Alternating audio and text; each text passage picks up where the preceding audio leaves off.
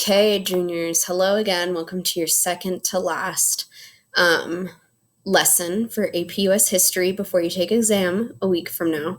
Full disclosure, this is the third time I'm recording this video because I kept forgetting some stuff as I was going through. So if I sound a little frazzled, it's because I've had to record multiple times and my dog keeps looking at me like I'm an idiot, talking out loud to myself. Okay, this lecture is on period 5, which is 1844 to 1877. You should add that in your notes somewhere. I am going to start off by talking about some AP stuff, making sure you know the exam. The reason being is for most of you, you're taking your first AP exam with me, the AP US History exam. So one, I feel like for my own exam, I need to make sure you know what you're doing, but hopefully we can get some issues out of the way now to help you with other exams as you're logging in and taking them. Okay, so I've attached or linked to this assignment an AP exam day checklist. You need to pause this video and review this checklist now. I'm going to have some questions to make sure you actually do that. The checklist is supposed to help you just test your technology and test yourself to make sure you're ready for the exam. On May 15th, your exam is at noon, 12 p.m., noon. Put it in a calendar or something, noon. Set a timer on your phone or an alarm on your phone. Before then, I'm going to have AP office hours just to help ask questions, pump you up a little bit, help you with technology. Right now, I'm going to start those at 10:45, and I'm going to end them around 11:15 to make sure you get enough time to log in. They're recommending you log in a half an hour before the exam, which the exam's at noon, right? So you should be trying to log in at 11:30, but I can stay on there as long as you need me to. Obviously, I have to get out at noon so you guys can take your exam. And then just a reminder, your exam is 45 minutes. It will be a small or modified DBQ. So basically what you've been doing this whole time for remote learning. Okay, so the AP exam checklist. It'll look like this. You can ignore this part up here. That's for your exam day. Check in 30 minutes before the exam of your time zone, 12 p.m. What I want you to look at here is this, am I ready to test? You probably didn't get an exam e-ticket yet. I think they said they're sending them out 2 minutes before, but you need to make sure that you can log into your AP account or your College Board account. So going through all of this stuff, just making sure things work. I have 2 questions for you. One thing I want to point out is there's an exam demo. It's there to confirm your technology works. So you should do the demo to make sure you know what you're doing as far as logging in and using the online platform. Okay, so my questions with the AP exam day checklist. What is the 8th mark on the checklist, the 8th little box on the am I ready to test? And then once you find that 8th check mark, what is one item you are required to have on exam day?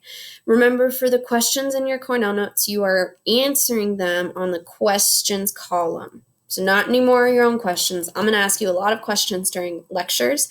You need to answer them on the side so I can tell you're actually interacting with the lecture. Okay, another question. Have you done an AP exam demo yet?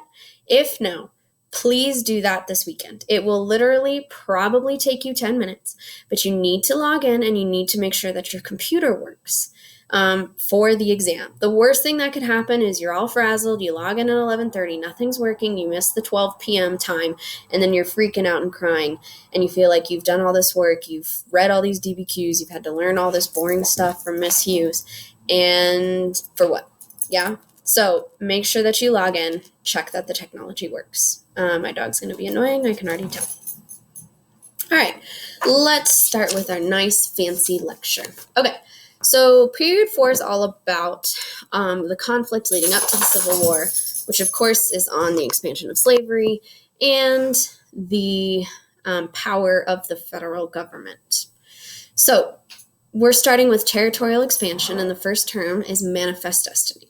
A lot of you guys know what manifest destiny is. I know that because it's brought up all the time in DBQs.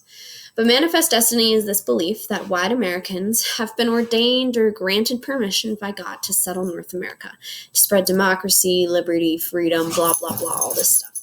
Some obvious outcomes to this Do you want to see what I have to deal with all day?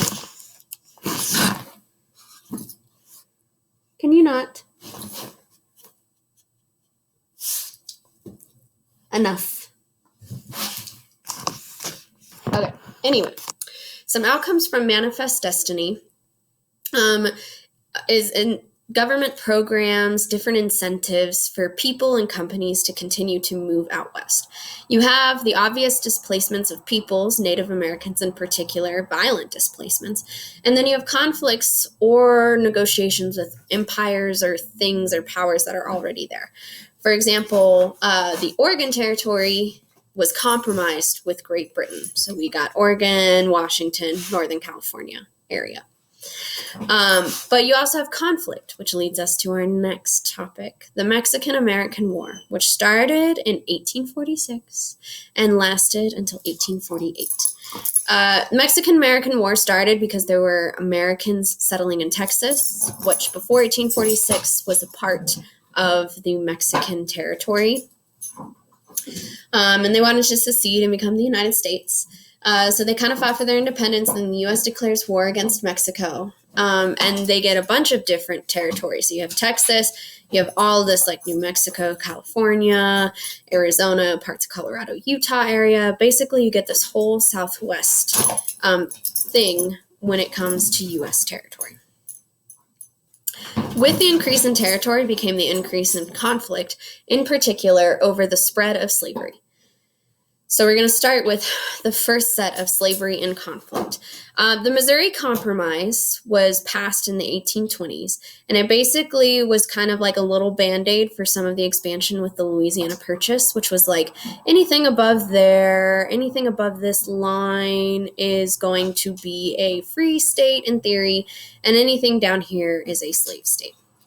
Well, with the gathering of new territory became more conflict because most of this territory, as you can see, is underneath this line. Some of it's above, but people over here did not want a bunch of new slave states. Maybe because they didn't want slavery, but to be honest, they didn't want to lose a lot of power in Congress by adding in a bunch of states down here. So you have a couple of things. The first is the Wilmot Proviso by a representative. And the Wilmot Proviso asserted that no territory, because it wasn't a fight about slavery, it was just a fight about getting territory, should be slave states. That obviously didn't pass. There's a lot of conflict, probably some duels, who knows. And then you have the Compromise of 1850, which is what you see here. So in the Compromise of 1850, California is admitted as a free state. Washington, D.C. is over here somewhere. They said that you can't have slave trade in Washington, D.C. Some states get to decide by popular sovereignty, which means they get to vote, which is this territory and this territory.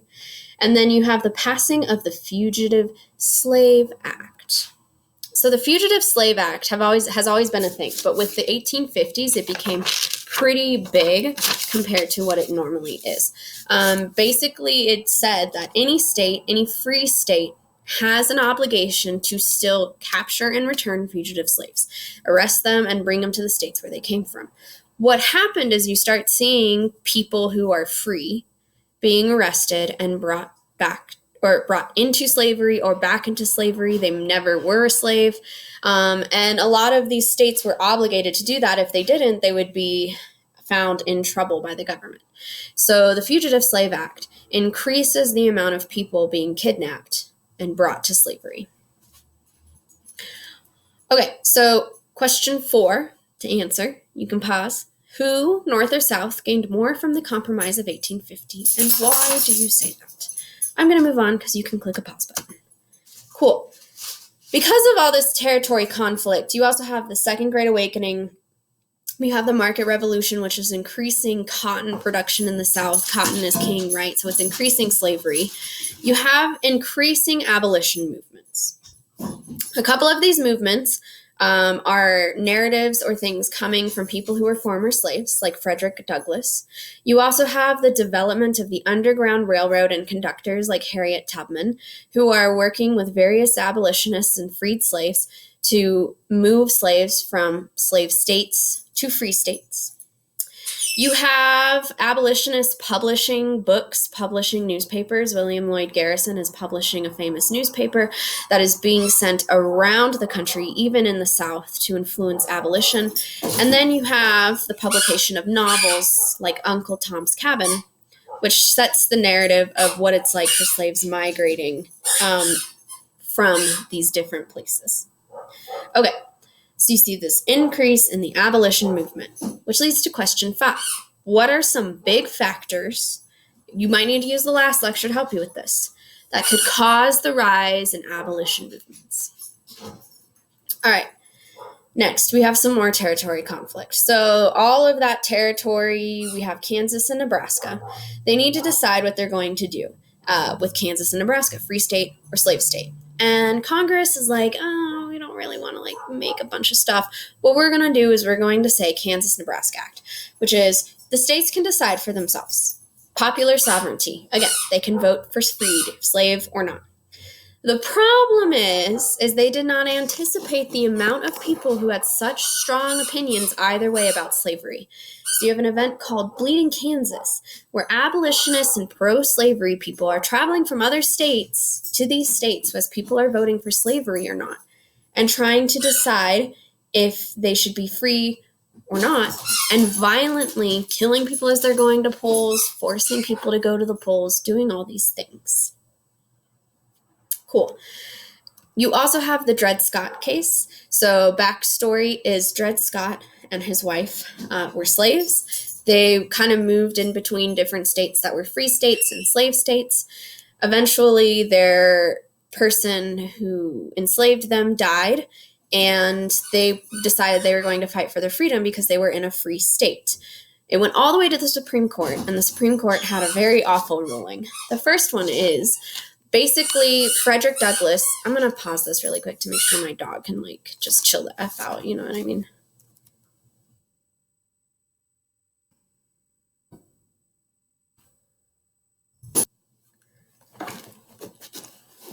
Zephyr, stop. Okay, I am back trying to continue to talk about this. Okay, Dred Scott, I don't think I finished that. Anyway, the Supreme Court ruled that Dred Scott cannot file a lawsuit because he is not considered a citizen. Reason being because he's of African descent. So if you're not a citizen, you can't take your case to court.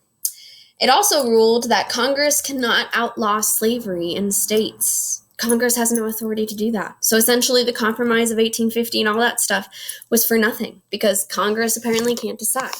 So what you see is this increase in conflict between states' rights and federal government rights, right? And these compromises clearly aren't working because states believe they have the rights to decide slavery. Okay, question 6. What is the significance of the Supreme Court ruling in the Dred Scott case? There should be 2 things. Go ahead and pause and answer that. I'm going to keep on moving. All of this leads to the election of 1860 and secession. So this is President Abraham Lincoln. He had a platform that wasn't necessarily, I'm going to abolish slavery, but I am going to prevent slavery from spreading from where it is. Either way, his rhetoric was pretty inflammatory, I suppose, to the slave states. And so you see how he was elected, right? Look at who got everything. And then these southern states were very much against him being elected. Anyway, Abraham Lincoln's elected in 1860, which leads to the secession of various states to form the Confederacy and say they are no longer part of the United States. It starts with South Carolina, and then Florida, Alabama, Georgia, Louisiana, Mississippi, Tennessee, North Carolina, Texas, and Virginia also join, making them the 11th Confederate States of America. This starts the Civil War, because President Lincoln and the government said you cannot secede. So the states do not have the right to just secede from the United States. And so the war happens to get the states back, and eventually the war becomes a war to end slavery. The war starts off looking like the South's going to win. Either the Union has some wins, but things aren't doing too hot. So President Lincoln's thinking okay, what do I need to do to make sure that we can have some sort of clear victory? And so he had some pretty political moves. to sort of influence and sway the war. The first is the Emancipation Proclamation, which abolished slavery. Abolished means removes or gets rid of slavery in Confederate states, the states that already seceded and left the Union. Now, why would he do it just to Confederate states? Well, there's a couple of things if we want to look back on this map here. So some of these states, like Kentucky, for example, and Missouri, they were not part of the Confederate states, but they still were slave states. That being said, President Lincoln did not want any more states to leave, right? So he's like, okay, I can't piss those slave states off. The other reason for Confederate states is he is hoping that as more abolitionists and slaves in the South hear about the Emancipation Proclamation, there will be more influence to fight for the Union, to fight against the Confederacy, and to help a win. I wouldn't say the Emancipation Proclamation is what's led to a win. However, the Union did win, the Confederate States lost. There is no Confederacy of the United States or Confederacy of States or whatever. We are all of the United States, which the end of the Civil War leads to Reconstruction. Oh, sorry. Question 7. Make sure you pause and answer it. Why did the Emancipation Proclamation only apply to Confederate states? Pause and answer. Okay. This leads to Reconstruction. As a reminder, Reconstruction is about how are we bringing back these states that have decided to leave, and how are we going to define citizenship for a whole group of people who are now citizens. So you have radical Republicans in Congress. I guess this is what they looked like, pretty radical, am I right?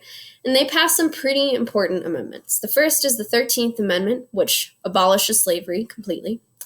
The 14th Amendment defines citizens, so it says who is a citizen, and then it defines that every citizen has equal protection under the law.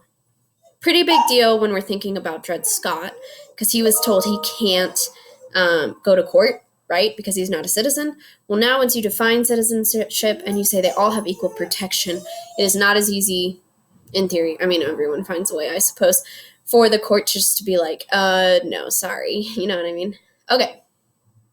And then you have the 15th Amendment, which grants the right to vote to any man, no, sorry, let me rephrase it. The 15th Amendment essentially says you cannot prevent someone from voting based on race. So you can still prevent based on gender or various other things, perhaps. But the 15th Amendment says you cannot prevent it based on race. All right, question 8, so you can answer it and pause. Why did the Republicans in Congress believe the 14th Amendment needed to be drafted and ratified? Cool. Next part of Reconstruction is land. So not only do you have to define citizenship and give citizenship to hundreds of thousands of people who were slaves. Zephyr!